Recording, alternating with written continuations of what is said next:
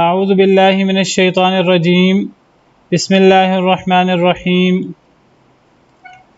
ما جعل اللہ من بحیرۃ ولا سائبۃ ولا وصیلۃ ولا حام ولكن الذين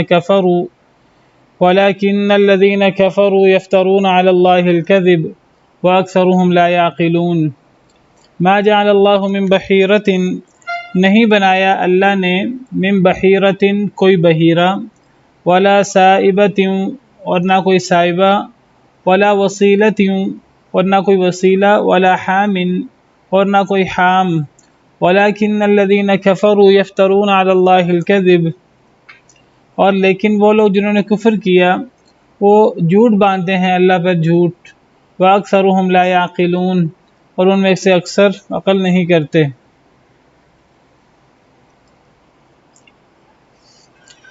تو اس آیت کریمہ میں اللہ تعالیٰ فرما رہے ہیں کہ اللہ نے کسی جانور کو بحیرہ، سائبہ، وسیلہ اور حام نہیں بنایا۔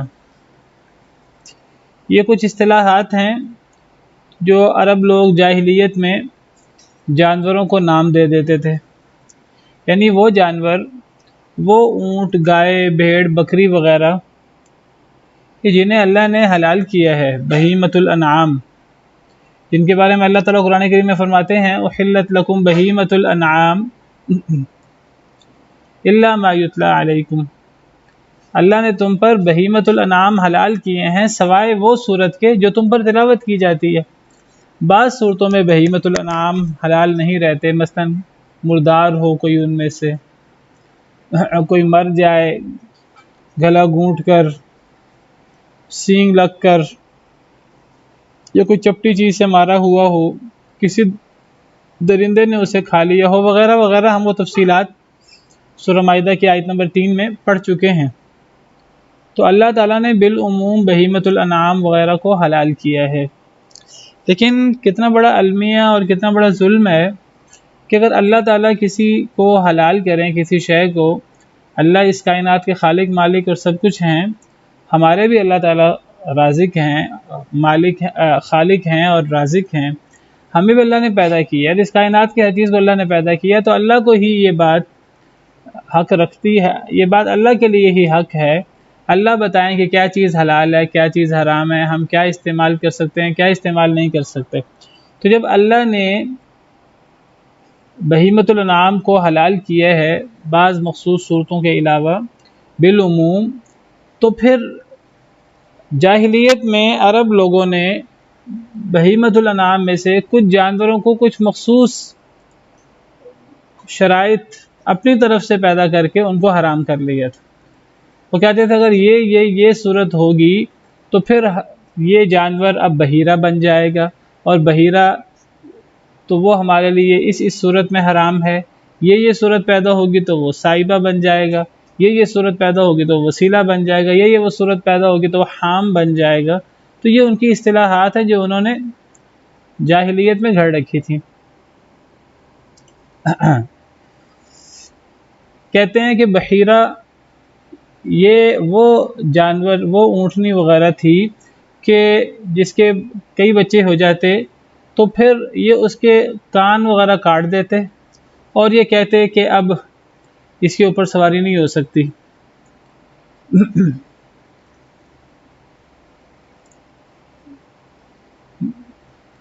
سائبہ کے بارے میں بھی اسی طرح کی کوئی بات ہے کہ وہ جانوروں کے نام پر اسے چھوڑ دیتے تھے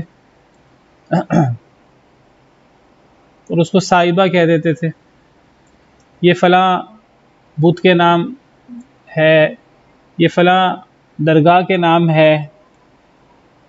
تو اب وہ سمجھتے تھے کہ چونکہ یہ فلاں بت کے نام ہے، یہ فلاں آستانے کے نام ہے، تو وہ سمجھتے تھے اب اس پر سواری کرنا اور اب اس کو ذبح کر کے کھانا ہمارے لیے جائز نہیں، اگرچہ اللہ نے اسے حلال رکھا ہو، طیب رکھا ہو۔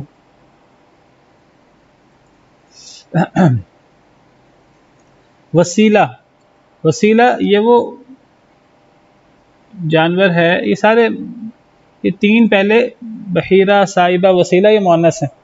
وسیلہ وہ مادہ جانور ہے یہ وصل سے ہے، اس کا مطلب یہ ہے کہ وہ جانور جس سے ایک مادہ جانور کے بعد دوبارہ مادہ جانور پیدا ہو، یعنی دو مادہ جانور اکٹھے پیدا ہوں تو اس کو وسیلہ کہتے تھے۔ تو مادہ جانور کی اہمیت ہوتی ہے وہ آگے پھر اس سے زیادہ جانور پیدا ہونے کا امکان ہوتا ہے، تو مادہ جانور قیمتی ہوتا ہے اور اس کی اہمیت زیادہ ہوتی ہے۔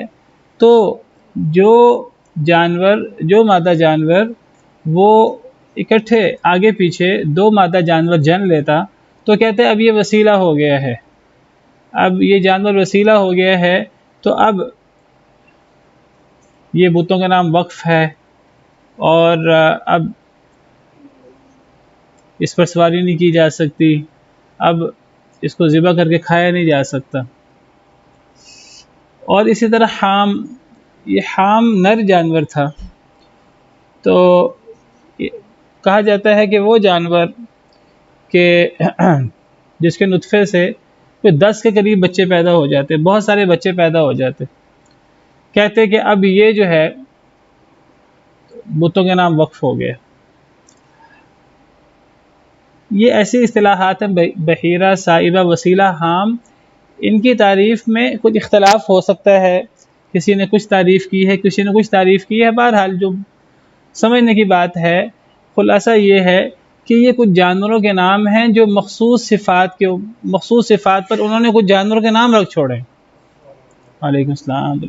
یعنی یہ ایسی تفصیلات ہیں جو اللہ نے اور اللہ کے انبیاء کرام علیہم السلام نے بیان نہیں کی، اللہ کی کتابوں میں یہ چیزیں موجود نہیں ہیں، نہ اللہ نے ان کو بیان کیا، نہ اللہ کے انبیاء کرام علیہم السلام نے انہیں بیان کیا، نہ یہ چیز دین ابراہیمی میں تھی۔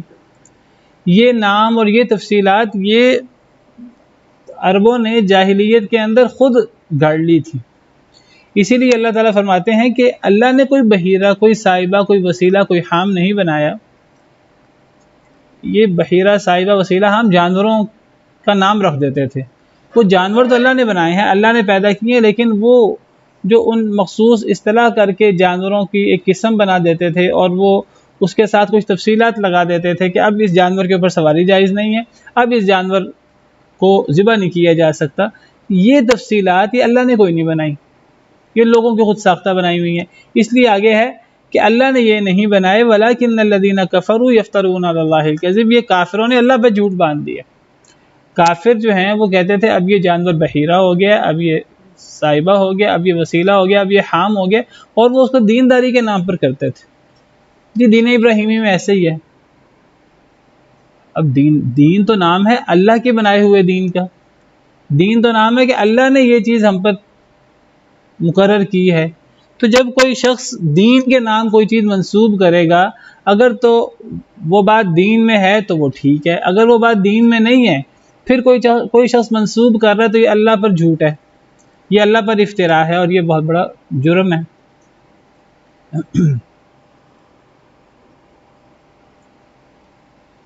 تو حدیث مبارکہ میں آتا ہے کہ ایک شخص تھا عمر بن لحی، بدبخت عربوں میں سے، یہ پہلا شخص تھا جس نے یہ کچھ اصطلاحات گھڑی تھی اور جس نے یہ کوئی دین کے اندر آپ سمجھیے بدعت اور شریعت سازی کی تھی۔ کیا نام تھا اس کا؟ عمر بن لحی۔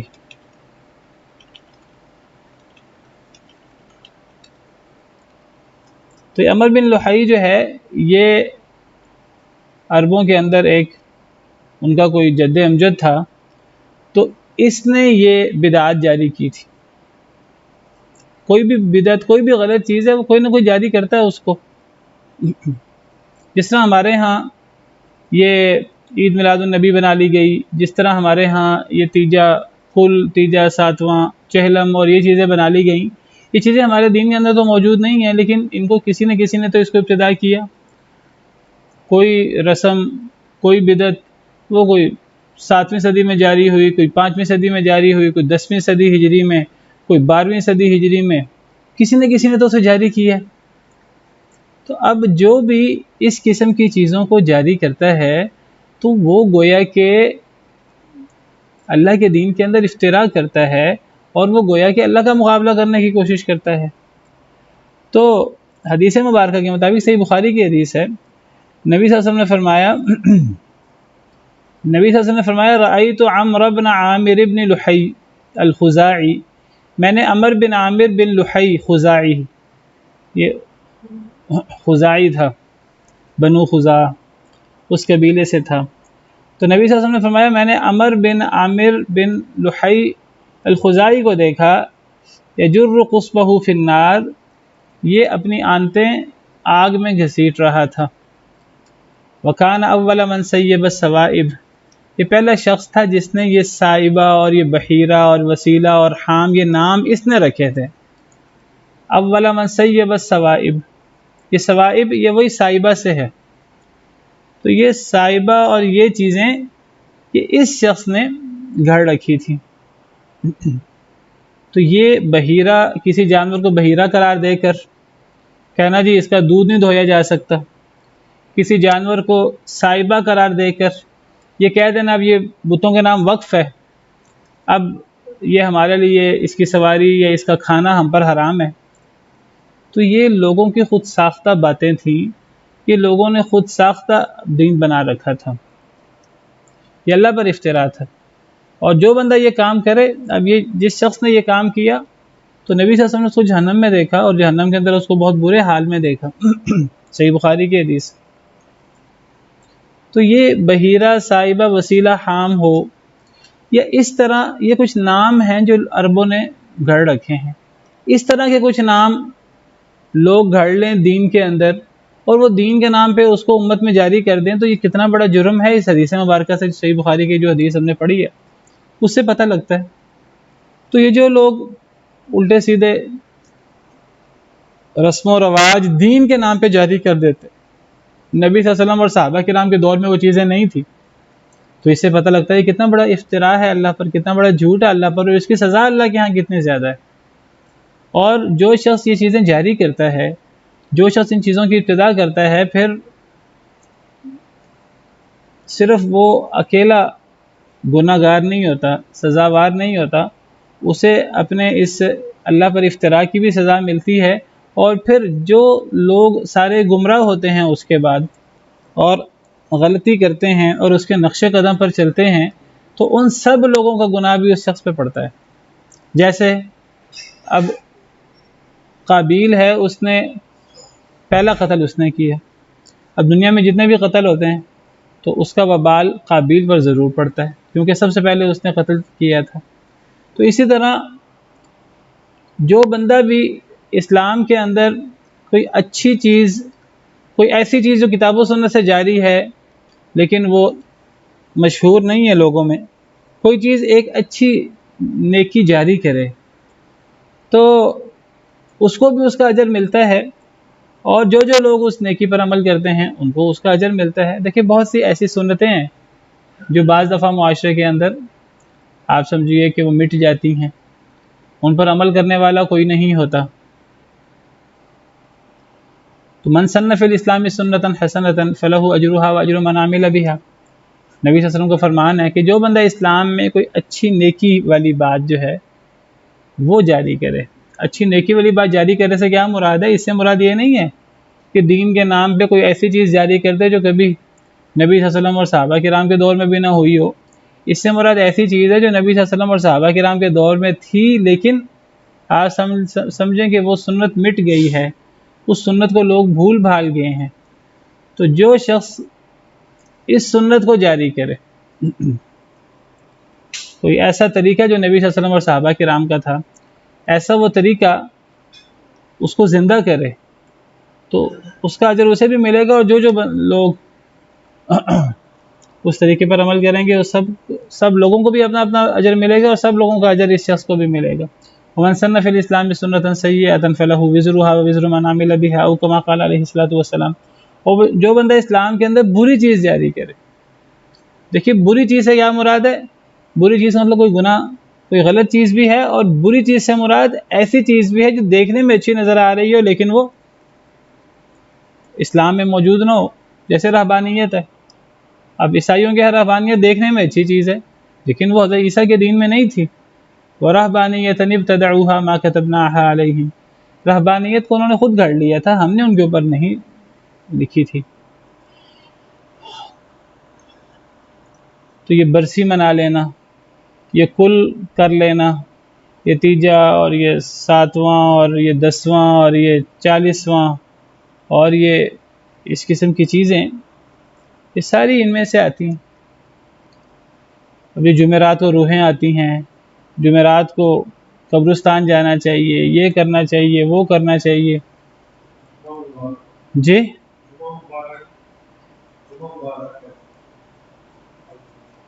तो बहरहाल यानी जो चीज़ें दीन में शामिल नहीं हैं, तो अल्लाह पर इफ्तिरा करते हुए, अल्लाह पर झूठ बांधते हुए कुछ चीज़ों को जारी कर दिया जाए तो ये बहुत बड़ा जुर्म है।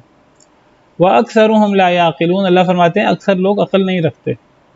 अक्सर लोग, कुछ लोग इन चीज़ों को जारी करते हैं और फिर अक्सर लोग बगैर सोचे समझे इनके पीछे लग जाते हैं। एक नई चीज़ लोग बस नए के चक्कर में पीछे लग जाते हैं, ये देखे बगैर, ये गौर किए बगैर कि ये चीज़ दीन का हिस्सा है भी कि नहीं है। हमारे यहाँ अब आप देखिए कि घोड़े को सजाया जाता है हज़रत हुसैन के घोड़े के नाम पर, फिर शबीहें बनाई जाती हैं, पता नहीं क्या क्या खुराफात दीन के नाम पर।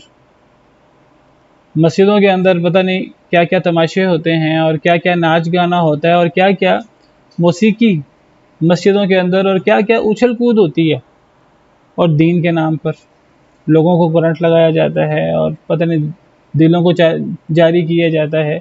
यानी ये बहुत सारी ऐसी चीज़ें हमारे माशरे के अंदर जो नबी सल्लल्लाहु अलैहि वसल्लम से, सहाबा के नाम से साबित नहीं है। दीन तो नाम है मा अना अलैहि व अस्हाबी का। तो यानी जो हैसियत ये बहीरा, साहिबा, वसीला और हाम की है, और इसे अल्लाह ने इफ्तिरा अल्लाह करार दिया है, और जो लोग इन चीज़ों के पीछे लगते हैं अल्लाह ने उन्हें बेअक़ल और बेवकूफ़ करार दिया है। ये लोग अक़ल नहीं रखते, जो लोग अंधाधुंध इन चीज़ों के पीछे लग जाते हैं। तो वही हैसियत हमारी इन बिदात और खुराफात और शिरकियात की है। बहुत सी चीज़ें शिरकियाँ हैं।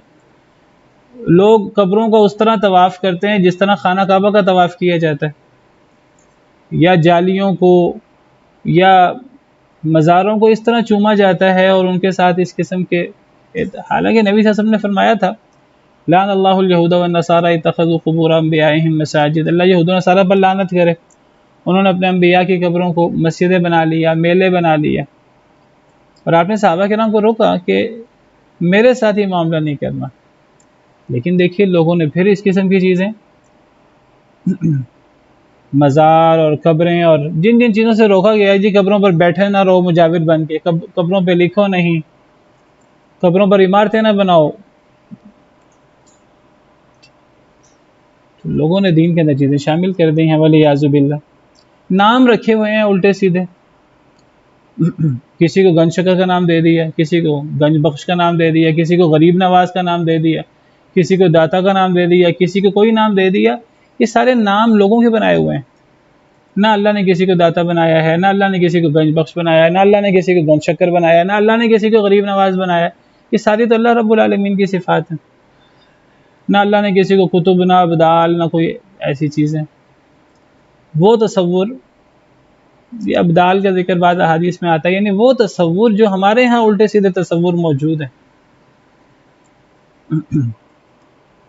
दुनिया में 4 कुतुब होते हैं, इतने अब्दाल होते हैं, पूरी दुनिया का निज़ाम उन पर चल रहा होता है। वलियाज़ुबिल्लाह। पिछले दिनों मैं एक वीडियो सुन रहा था कि जी ये स्पीकर वगैरह और ये टेलीकास्ट वगैरह ये चीज़ें तो आ जाएंगे। तो कहते हैं जी पीराने पीर और गौसे आज़म वो नाम देते हैं। वो कहते हैं जी वो बगदाद में खुतबा दिया करते थे और पूरी दुनिया में वो सुना जाता था।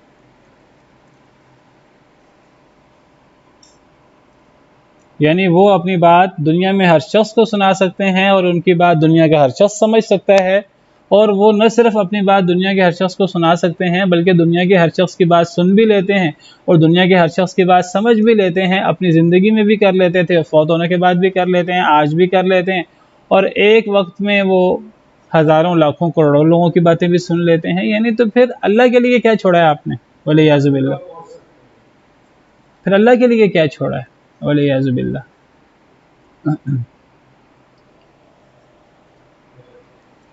وہ کہتے ہیں جی پیر عبد القادر جیلانی کا جو مرید ہے اس کا خاتمہ بشر نہیں ہو سکتا، وہ خیر پر ہی مرے گا، اگر بالفرض وہ خیر پر نہ مرے تو پھر پیران پیر جو ہیں وہ اس کو زندہ کرتے ہیں اور زندہ کر کے اسے کلمہ پڑھا کر پھر دوبارہ اسے چھوڑتے ہیں، اور جو بندہ ان کا پیر ہوگا وہ جہنم میں نہیں جا سکے گا ولیعذ باللہ۔ یعنی الٹے سیدھے اللہ پر افتراء کیے ہوئے ہے، لوگوں کو بے وقوف بنایا ہوا ہے، لوگ گناہوں میں مبتلا ہیں، لوگوں کو کہا ہوا ہے کہ آپ گناہ کرتے رہو، بس آپ 11ویں منا لو، بس آپ یہ کر لو، بس آپ یہ کر لو، آپ بخشائے ہو، اور یہ چیزیں۔ تو کیا فرق ہے یہ بحیرہ، صاحبہ، وسیلہ، حام اور یہ جو ہمارے ہاں یہ ڈگوسلے اور ہمارے ہاں یہ جو خرافات اور بدعات ہیں، کیا فرق ہے؟ ہم نے بھی نام بنا رکھے ہیں، انہوں نے بھی نام بنا رکھے تھے۔ ان ہی الا اسماء سمیتموها انتم وآباؤکم ما انزل اللہ بہا من سلطان۔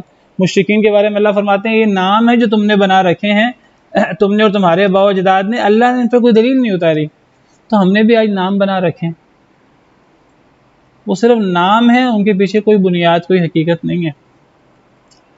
تو اللہ فرماتے ہیں وَإِذَا قِيلَ لَهُمْ تَعَالَوْا إِلَىٰ مَا أَنزَلَ اللَّهُ وَإِلَى الرَّسُولِ، جب انہیں کہا جاتا ہے کہ آ جاؤ طرف اس کے جو اللہ نے نازل کیا، وَإِلَى الرَّسُولِ، اور رسول کی طرف آ جاؤ، قرآن کی طرف آ جاؤ، سنت کی طرف آ جاؤ، اللہ کی بات کی طرف آ جاؤ، رسول کی بات کی طرف آ جاؤ۔ یہ جو آباء و اجداد نے ڈھکوسلے اور یہ چیزیں بنا رکھی ہیں ان کو چھوڑ دو۔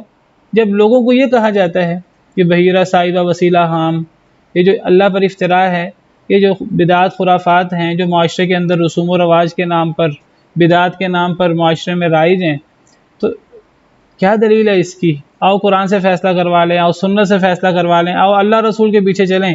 جب انہیں کہا جاتا ہے تو یہ کیا کہتے ہیں؟ قالوا حسبنا ما وجدنا علیہ آباءنا، تو یہ کہتے ہیں ہمیں کافی ہے وہ چیز جس پر ہم نے اپنے آباء و اجداد کو پایا۔ وہ کہتے ہیں ہمیں قرآن و سنت کی ضرورت نہیں ہے۔ کیا ہمارے آباء و اجداد بے دین تھے؟ کہ ہمارے آباء و اجداد بے عقل تھے؟ وہ بے وقوف تھے؟ انہوں نے یہ چیزیں اپنے بزرگوں سے سیکھی ہیں۔ ہمارے آباء و اجداد یہ کام کرتے تھے، انہوں نے اپنے آباء و اجداد سے سیکھی، انہوں نے اپنے بزرگوں سے سیکھی، یہ بھی دین ہے؟ کیا وہ سب بے وقوف تھے؟ نہیں، ہم قرآن و سنت نہیں ماننا چاہتے، ہم تو آباء و اجداد کے نقش قدم پر چلیں گے۔ یہ کام مشرکین مکہ کرتے تھے، یہ کام آج کے لوگ بھی کرتے ہیں۔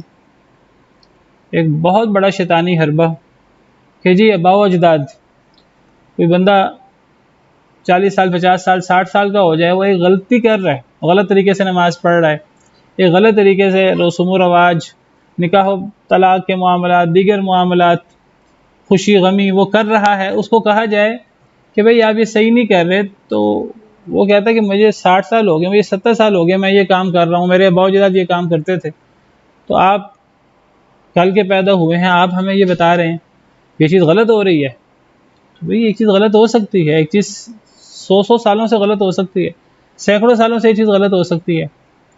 ایک چیز کے صحیح ہونے کی بنیاد یہ نہیں ہے کہ وہ 20 سال سے، 30 سال سے، 50 سال سے، 100 سال سے، 500 سال سے جاری ہے، اور اس کو کرنے والے سینکڑوں، ہزاروں، لاکھوں، کروڑوں ہیں۔ نہ کرنے والے لاکھوں کروڑوں ہو جائیں تو وہ چیز جائز ہو جائے گی، نہ ایک چیز پر عمل کرتے ہوئے 50 یا سینکڑوں سال گزر جائیں تو وہ چیز دین بنتی ہے۔ دین تو نام ہے اللہ رسول کی بات کا۔ تو کسی کو کہا جائے کہ بھئی یہ چیز ہمارے ہاں مشہور ہے، بہت سارے لوگ کر رہے ہیں، یہ کافی دیر سے ہو رہی ہے، دیکھ لیتے ہیں یہ بات قرآن و سنت میں ہے کہ نہیں، نبی صلی اللہ علیہ وسلم یہ کرتے تھے کہ نہیں کرتے تھے، قرآن میں کوئی اس کا ثبوت ہے کہ نہیں، ہمارے سلف صالحین یہ کام کرتے تھے کہ نہیں کرتے تھے۔ کوئی بندہ غور کرنے کو تیار ہی نہیں ہوتا، وہ کہتا نہیں جو ہمارے آباء و اجداد کا دین ہے بس ہمیں وہی کافی ہے۔ اللہ کیا فرماتے ہیں؟ اولو کان آباؤہم لا یعلمون شیئا ولا یہتدون، کیا اور اگرچہ ان کے آباء و اجداد نہ وہ کچھ جانتے ہوتے اور نہ وہ ہدایت یافتہ ہوتے، پھر بھی ان کے نقش قدم پر چلیں گے۔ یعنی انسان آباء و اجداد کے پیچھے تو تب چلے جب آباء و اجداد حق پر ہوں، جب ان کے پاس جو وہ کر رہے تھے اس کی کوئی دلیل ہو۔ اگر دلیل پر ہے کوئی وہ اس کے آباء و اجداد تو اچھی بات ہے، لیکن اگر آباء و اجداد دلیل پر نہیں ہے، اگر آباء و اجداد لا علم ہے، جاہل ہیں، اگر وہ گمراہ ہیں، بالفرض اور گمراہ ہو سکتے ہیں، کوئی بھی شخص گمراہ ہو سکتا ہے، رستے سے بھٹکا ہوا ہو سکتا ہے، معصوم نہیں ہے کوئی شخص انبیاء کرام علیہم السلام کے بعد دین میں، غلطی لگ سکتی ہے کسی کو بھی۔ یہ کہنا کہ ہمارے آباء و اجداد غلط نہیں ہو سکتے، ہمارے بزرگ غلط نہیں ہو سکتے، یہ تو آباء و اجداد کو، بزرگوں کو نبی اور نبیوں سے بڑھ کر قرار دے دینا ہے۔ یعنی لوگ اللہ رسول کی بات کو چھوڑ کر اپنے باپ دادا، اپنے بزرگوں کی بات کو زیادہ سینے سے لگا لیتے ہیں، گویا کہ وہ اپنے بزرگوں کو، اپنے آباء و اجداد کو اللہ رسول سے زیادہ اہمیت دے دیتے ہیں، والعیاذ باللہ۔ اللہ فرماتے ہیں کیا، اور اگرچہ ان کے آباء و اجداد نہ کچھ جانتے ہوں، کچھ بھی نہ جانتے ہوں، اور وہ کچھ بھی ہدایت نہ رکھتے ہوں، پھر بھی ان کے نقش قدم پر چلیں گے۔ یہاں تو اللہ نے فرمایا کہ ان کے آباء و اجداد کچھ نہ جانتے ہوں۔ دوسری آیت میں اللہ فرماتے ہیں اَوَلَوْ كَانَ الشَّيْطَانُ يَدْعُوهُمْ إِلَىٰ عَذَابِ السَّعِيرِ، اگر شیطان ان کے آباء و اجداد کو جہنم کی طرف لے جائے تو کیا پھر بھی یہ اپنے آباء و اجداد کی پیروی کریں گے؟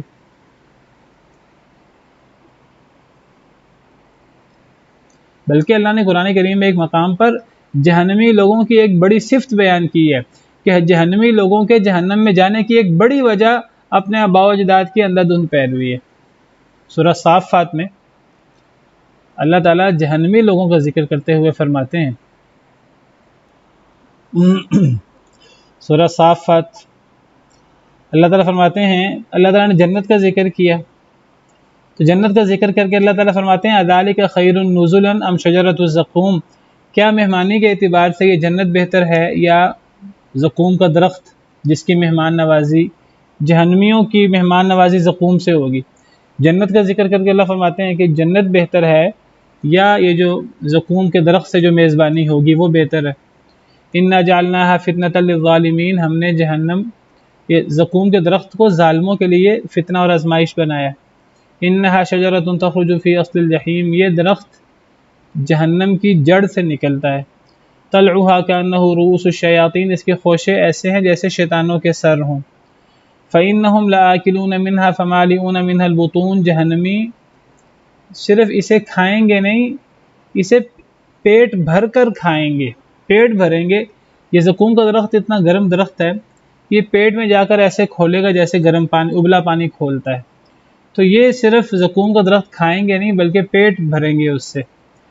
ثم ان لهم علیہا لشوبا من حمیم، پھر ملونی ہوگی گرم پانی کی، صرف زقوم کا درخت نہیں ہوگا جہنم میں، پھر گرم پانی بھی پینا پڑے گا۔ ثم ان مرجعهم لإلی الجحیم، یہ زقوم کا درخت جو انتہائی گرم کھولنے والا درخت ہے اور حلق سے گزرے گا نہیں، عذاب ہے پورا، پھر گرم پانی، ابلتا ہوا پانی، اور صرف یہ زقوم کا درخت ابلتا ہوا پانی نہیں، پھر جہنم الگ، جہنم کی سزا اور آگ کی دیگر سزائیں الگ، پھر جہنم میں ان کا لوٹنا ہوگا۔ تو وجہ کیا ہے؟ سوال پیدا ہوتا ہے کہ زقوم کا درخت کیوں ہے سزا؟ یہ ابلتا ہوا کھولتا ہوا پانی کن لوگوں کی سزا ہے؟ یہ جہنم یہ کن لوگوں کی سزا ہے؟ اللہ فرماتے ہیں انہم الفوا آباءہم ضالین، ان کا جرم یہ تھا انہوں نے اپنے آباء و اجداد کو گمراہ پایا تھا۔ فہم علی آثارہم یہرعون، تو یہ ان کے قدموں کے نشانوں پر سر پڑ دوڑ رہے ہیں۔ آباء و اجداد ان کے گمراہ تھے، بجائے اس کے کہ یہ اپنے آباء و اجداد کے غلط دین کو چھوڑ دیتے، گمراہ تھے ان کے آباء و اجداد، بجائے اس کے کہ یہ اپنے آباء و اجداد سے برات کا اظہار کر دیتے، یہ اندھا دھند اپنے آباء و اجداد کے پیچھے دوڑ رہے ہیں۔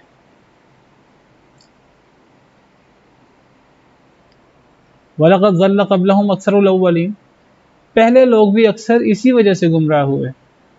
اللہ فرماتے ہیں ہم نے بہت ڈرانے والے بھیجے تھے، لیکن یہ لوگ ڈرانے والوں کے پیچھے نہیں لگے، یہ آباء و اجداد کے پیچھے لگے رہے۔ تو آباء و اجداد کی اندھا دھند پیروی کرنا یہ ایک بہت بڑا جرم ہے، اور ایک کامن جرم ہے، ایک کامن غلطی ہے جو ہمیشہ سے چلی آ رہی ہے۔ پرانے قوموں کو بھی ان کے نبیوں نے یہی کہا کہ آباء و اجداد کے پیچھے اندھا دھند نہ چلو، اور یہی بات قرآن کریم میں نبی صلی اللہ علیہ وسلم نے بھی فرمائی اپنی قوم کو۔ لیکن آج مسلمان، اسلام کا دعویٰ کرنے والے مسلمان، وہ بھی اندھا دھند آباء و اجداد کی پیروی کر رہے ہیں، والعیاذ باللہ۔ یا ایھا الذین آمنوا علیکم انفسکم لا یضرکم من ضل اذا اہتدیتم، اے وہ لوگوں جو ایمان لائے ہو، علیکم انفسکم، لازم پکڑو اپنے آپ کو، لا یضرکم من ضل اذا اہتدیتم، نہیں تمہیں نقصان دے سکتا جو گمراہ ہو جائے، اذا اہتدیتم جب تم ہدایت یافتہ ہو جاؤ۔ اے لوگو اپنے آپ کو لازم پکڑو، اپنے آپ کو لازم پکڑو سے کیا مراد ہے؟ اپنی اصلاح کر لو، نیکی پر چلو۔ علیکم کا لفظی مطلب ہے یہاں لازم پکڑو۔ علیکم کا ایک معنی ہوتا ہے اوپر تمہارے، اور ایک علیکم کا مطلب ہوتا ہے لازم پکڑو۔ یہاں یہ علیکم لازم پکڑو کے معنی میں، الزمو کے معنی میں، لازم پکڑو تم انفسکم اپنی جانوں کو۔ کیا مطلب؟ یعنی اپنا فائدہ اس کو لازم پکڑ لو، اپنے فائدے کی بات کرو، اپنا فائدہ اس کو لازم پکڑو، کوئی ایسا کام نہ کرنا جس سے تمہاری جانوں کو نقصان پہنچے۔ اور کیا کام کرنے سے انسان کی اپنی جان کو فائدہ ہوگا اور انسان کی جان کو نقصان نہیں پہنچے گا؟ جب انسان ہدایت پر ہوگا، جب انسان اللہ رسول کے حکم پر عمل کرے گا، تو گویا کہ انسان صرف اللہ رسول کے حکم پر عمل نہیں کر رہا، اپنے نفس کا فائدہ کر رہا ہے، اپنے نفس کا فائدہ اس کو لازم پکڑو۔ لا یضرکم نہیں نقصان پہنچا سکتا تمہیں جو گمراہ ہو گیا، اذا اہتدیتم اگر تم ہدایت یافتہ ہو تو۔ تم ہدایت یافتہ ہوگے تو گویا کہ تم نے اپنے نفس کا فائدہ تم نے سامنے رکھا ہے۔ اگر تم ہدایت یافتہ ہو، گمراہ لوگ تمہیں پھر نقصان نہیں پہنچا سکتے، تو تمہیں ہدایت کو لازم پکڑنا ہے، تمہیں ہدایت پر چلنا ہے۔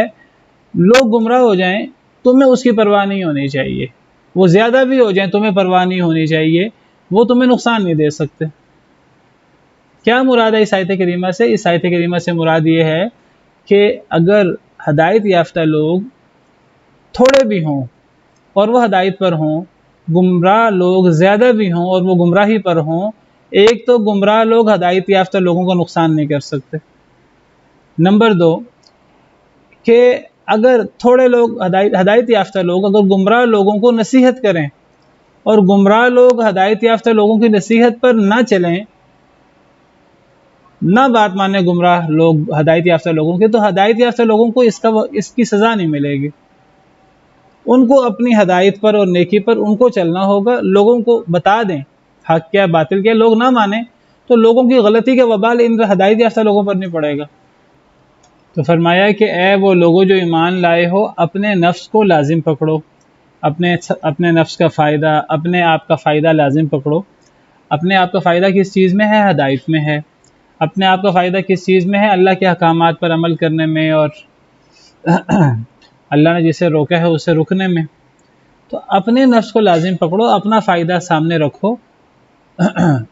یہ نہ دیکھو کہ لوگ گمراہ ہیں اور لوگ کتنے زیادہ گمراہ ہیں۔ جو گمراہ لوگ ہیں اگر تم ہدایت یافتہ ہو تو تمہیں نقصان نہیں دے سکتے۔ بعض لوگوں نے، حضرت ابوبکر صدیق رضی اللہ عنہ نے اپنے دور میں دیکھا، دور خلافت میں، کہ بعض لوگ اس آیت کا معنی غلط کر رہے ہیں۔ کیا معنی کر رہے ہیں اس آیت کا؟ وہ بعض لوگوں نے سمجھا اس آیت کا معنی یہ ہے کہ بس اپنا فائدہ سوچو، تمہیں لوگوں کو بتانے کی، لوگوں کی اصلاح کرنے کی، لوگوں کو دعوت دینے کی کوئی ضرورت نہیں۔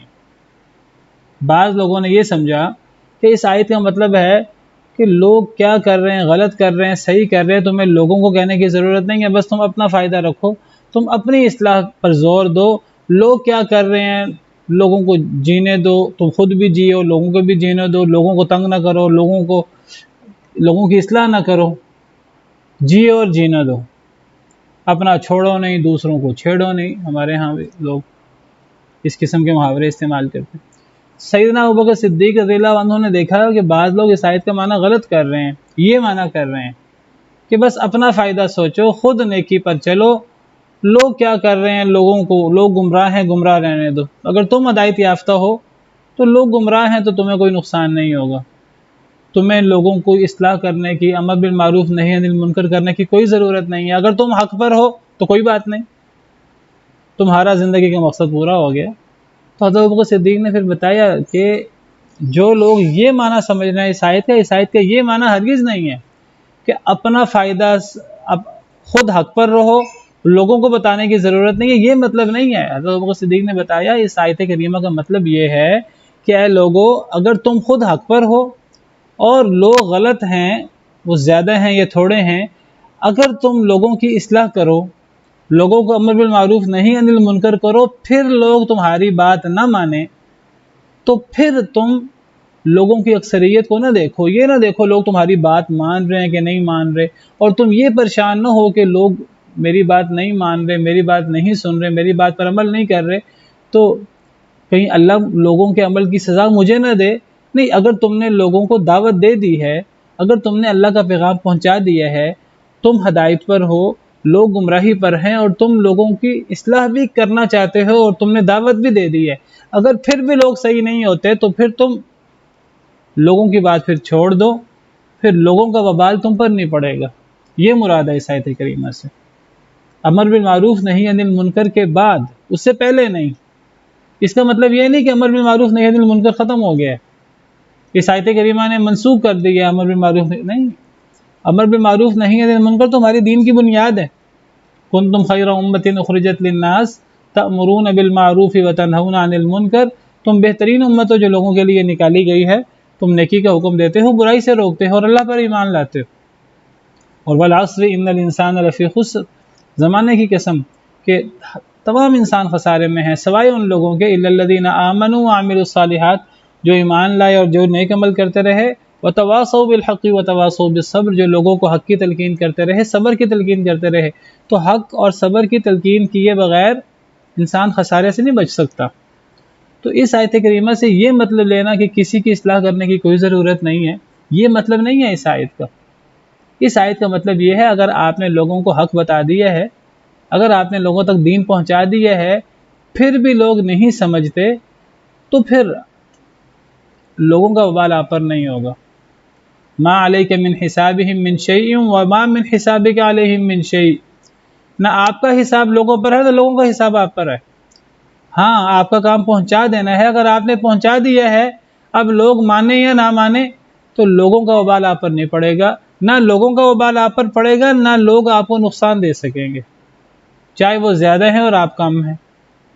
اگر آپ ہدایت پر ہیں اور اگر آپ لوگوں کی اصلاح کر چکے ہیں، لوگوں تک اللہ کی بات پہنچا چکے ہیں، تو پھر نہ لوگ آپ کو نقصان پہنچا سکتے ہیں، نہ لوگوں کی گمراہی کا وبال اللہ آپ پہ ڈالیں گے۔ یہ مراد ہے اس آیت کریمہ سے۔ یا پھر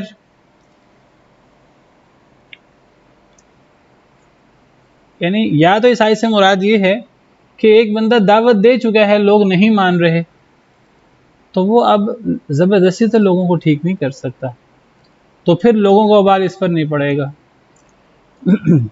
یا پھر اگر ایک بندہ، اس کے اندر اتنی ایمانی قوت نہیں ہے کہ وہ لوگوں کو دعوت دے سکے، وہ ایمانی طور پر کمزور ہے، تو پھر ایک انسان اپنے نفس کو لازم پکڑ لے، پھر یہ اس کی نفس کی کمزوری ہوگی، اس کے ایمان کی کمزوری ہوگی۔ تو اگر ایک بندہ کسی کو اپنے ایمان کی کمزوری کی وجہ سے دعوت دینے کی استطاعت نہیں رکھتا، تو پھر اس کے ایمان کی کمزوری ہے، پھر کم از کم انسان خود تو ٹھیک رہے، وہ یہ نہیں کہ اسی ریلے میں خود ہی بہہ جائے، وہ اتنا کمزور ہے کہ دوسرے کو بھی نہیں کہہ سکتا، اور اتنا کمزور ہے کہ وہ اسی ریلے میں خود بھی بہہ گیا ہے۔ پھر کم از کم اپنے آپ کو وہ شہر کی زندگی سے اور اپنے آپ کو فتنے سے نکال کر جنگلوں کی طرف لے جائے، پھر اپنے آپ کو پہاڑوں کی چوٹیوں پر لے جائے، پھر کم از کم اپنی اور اپنے دین کی حفاظت کر لے، اگر وہ لوگوں کو نہیں کہہ سکتا۔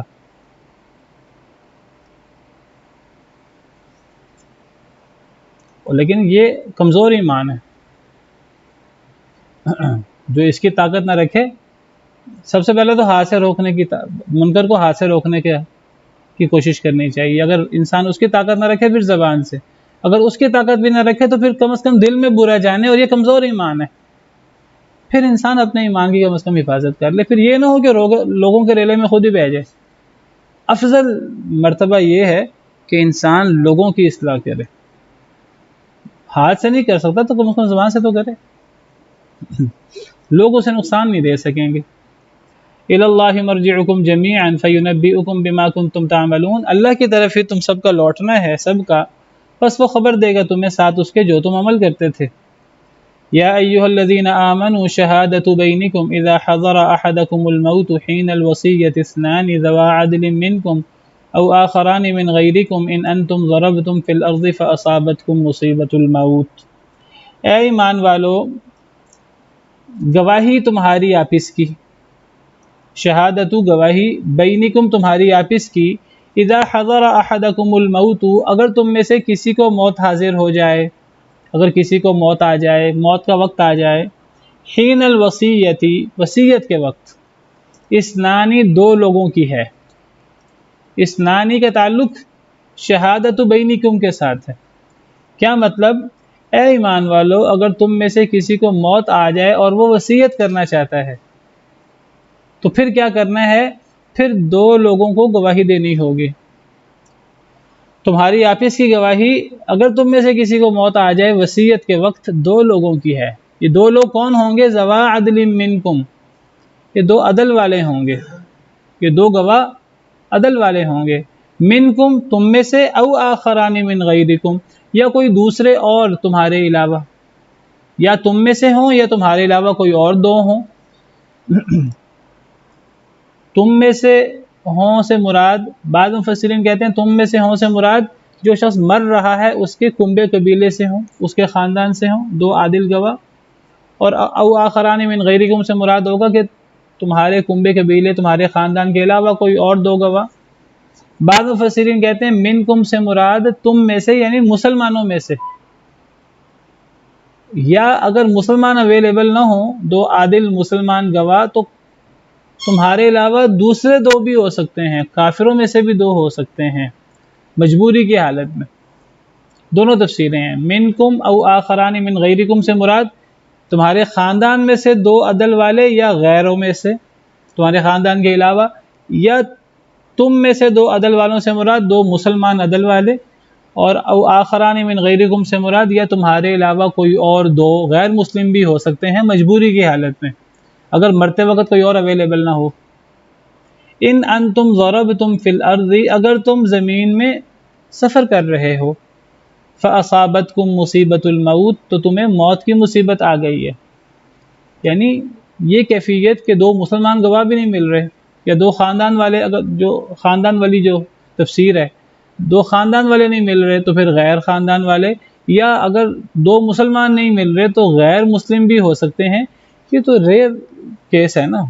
تو یہ ایسا کب ہوتا ہے؟ ایسا تب ہو سکتا ہے جب کوئی سفر میں ہو اور جنگل وغیرہ میں کہیں سفر ہو رہا ہے تو وہاں کوئی بندہ مسلمان بھی نہ ملے تو اس میں پھر دو کافر لوگوں کی گواہی بھی چل جائے گی ایک تفسیر کے مطابق، دوسری تفسیر کے مطابق دو غیر خاندان کے لوگ۔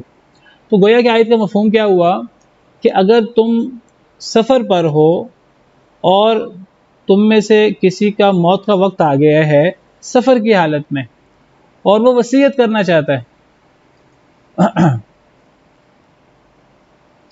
تو پھر وصیت کیسے ہوگی؟ اس وصیت کی گواہی تم میں سے دو عادل لوگ دیں گے، یا تم میں سے تمہارے علاوہ کوئی دو لوگ اور، تم میں سے مراد تمہارے خاندان کے لوگ ہیں یا خاندان کے علاوہ، یا پھر تم میں سے مراد دو مسلمان عادل گواہ ہیں، اور او آخران من غیرکم سے مراد مسلمانوں کے علاوہ کوئی اور دو غیر مسلم۔ تو دو گواہ ہونے چاہیے۔ تحبسونہما من بعد الصلاۃ تم روک کے رکھو گے ان دونوں کو، ان دونوں گواہوں کو، من بعد الصلاۃ نماز کے بعد۔ کون سی نماز مراد ہے؟ بعض کہتے ہیں اس سے عصر کی نماز مراد ہے، واللہ اعلم۔ فیقسمان باللہ پس وہ دونوں قسم اٹھائیں گے اللہ کی، ان ارتبتم اگر تمہیں شک ہو تو، لا نشتری بہ ثمنا کہ نہیں ہم خریدیں گے اس کے ذریعے کوئی قیمت۔ وہ قسم اٹھائیں گے کہ ہمیں جو گواہی دے رہے ہیں ہم جھوٹی گواہی نہیں دے رہے، اس گواہی سے ہم کوئی دنیاوی مفاد حاصل نہیں کر رہے، یہ ہم اللہ کو حاضر ناظر جان کے گواہی دے رہے ہیں، چاہے مسلمان ہوں، چاہے یہ گواہی دینے والے چاہے کافر ہوں۔ دیکھیے مسلمان بھی اللہ پر ایمان رکھتے ہیں، کافر لوگ بھی اپنے اپنے حد تک اللہ پر ایمان رکھتے ہیں، یہودی عیسائی وہ بھی تو یعنی اللہ کا نام تو وہ بھی لیتے ہیں تو اللہ کی قسم اٹھائیں اگر تمہیں شک ہو تو تم ان کو باقاعدہ نمازوں کے بعد تم ان سے قسمیں بھی لے سکتے ہو۔ یہ جو قسمیں لینی ہیں یہ شک کی صورت میں لینی ہے، اگر شک نہ ہو تو قسمیں لینے کی ضرورت نہیں ہے، شک نہ ہو تو صرف گواہی کافی ہے۔ اگر شک ہو جائے کہ نہیں کوئی مسئلہ ہے درمیان میں، ایک ریئر کیس ہے جنگل کے اندر معاملہ ہوا ہے، ایک بڑی ایک وصیت ہے، کسی کو وصیت کا پتہ نہیں ہے، اب دو ہی گواہ ہیں اس کے، وہ گواہ اب کیسے ہیں کیسے نہیں ہیں، مسلمان ہے کہ غیر مسلم ہے، اگر شک پڑ جائے تب پھر نماز کے بعد تم ان کو کٹہرے میں کھڑا کر کے ان سے پھر تم قسم بھی لے سکتے ہو۔ کیا قسم لوگے؟ وہ قسمیں اٹھائیں اللہ کی، اگر تمہیں شک ہو جائے لا نشتری بھی ثمنا، کہ ہم یہ جو گواہی دے رہے ہیں ہم اس گواہی سے کوئی دنیاوی مفاد نہیں لے رہے، کوئی ہم ان کی قیمت نہیں خرید رہے، ولو کان ذا قربا، اگرچہ وہ قریبی کیوں نہ ہو، ولا نکتم شہادت اللہ، اور نہیں ہم چھپاتے اللہ کی گواہی کو، انا اذا لمن الآثمین، بے شک ہم اس وقت البتہ گناہ گاروں میں سے ہوں گے۔ اصل میں ہوا یہ کہ ایک واقعہ پیش آیا، ایک شخص تھا بدیل بن ابی اس کا نام تھا بدیل بن ابی مریم، ایک شخص تھا مسلمان تھا، تو یہ سفر میں نکلا، اس کے ساتھ اس کے دو عیسائی دو لوگ بھی تھے اس کے ساتھ، یہ تین لوگ سفر کر رہے تھے، راستے میں اس شخص کو موت آ گئی، تو اس نے ایک وصیت کی، ان کے پاس تجارت کا سامان تھا کہ یہ میرا سامان میرے گھر والوں کو پہنچا دینا، تو اس سامان کے اندر ایک قیمتی پیالہ تھا چاندی کا، تو باقی سارا سامان تو ان لوگوں نے پہنچا دیا، وہ چاندی کا پیالہ ان لوگوں نے پہنچایا نہیں، وہ خرید بیچ کے خود کھا گئے۔ تو پھر اللہ تعالیٰ نے یہ پھر احکامات جاری کیے کہ دو گواہ گواہی دیں گے، اگر تمہیں شک پڑ جائے بعد میں کہیں سے تمہیں پتہ لگ جائے گڑبڑ ہوئی ہے، تو پھر تم نماز کے بعد ان سے قسم بھی لے سکتے ہو۔ کیا قسم اٹھائیں گے؟ کہ اللہ کی قسم، ہم بھی جو گواہی دے رہے ہیں ہم اللہ کے لیے گواہی دے رہے ہیں، گواہی کو چھپا نہیں رہے، اگر ہم گواہی چھپائیں کوئی دنیاوی فائدہ اٹھائیں تو ہم گناہ گار ہیں۔ تو دو گواہ ہونے چاہیے، اور پھر اگر شک پڑ جائے تو ان سے قسم بھی لی جائے گی۔